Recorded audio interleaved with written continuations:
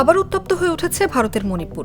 আরামবাই তেঙ্গল গোষ্ঠীর সদস্য কানন মেইতেইকে গ্রেফতারের ঘটনায় উত্তেজনা ছড়ানোর পর রাজ্যের বিষ্ণুপুর জেলায় শনিবার রাত থেকে অনির্দিষ্টকালের কারফিউ জারি করেছে সরকার।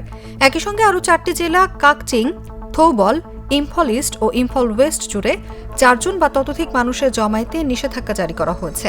পাশাপাশি 5 জেলাতেই 5 দিনের জন্য ইন্টারনেট সেবা বন্ধ রাখা হয়েছে।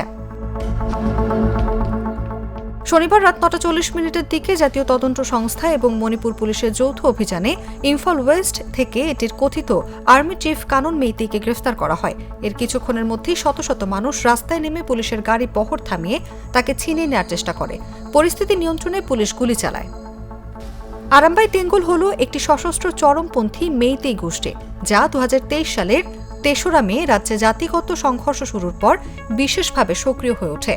থৌবল জেলার জেলা ম্যাজিস্ট্রেটের জারি করা আদেশে বলা হয়েছে, ইম্ফল ওয়েস্টে এটির সদস্য গ্রেফতারের প্রতিবাদে থৌবল জেলা বিক্ষোভের আশঙ্কা রয়েছে, যা আইনশৃঙ্খলার অবনতি ঘটাতে পারে।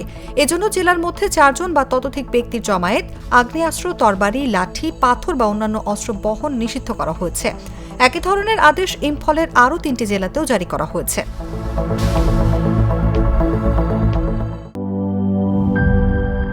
একনল অ্যাডভান্সড হাইজিন সোপ, এবার জীবাণু ধুলাবালি ঘাম ক্লিন বোল্ড।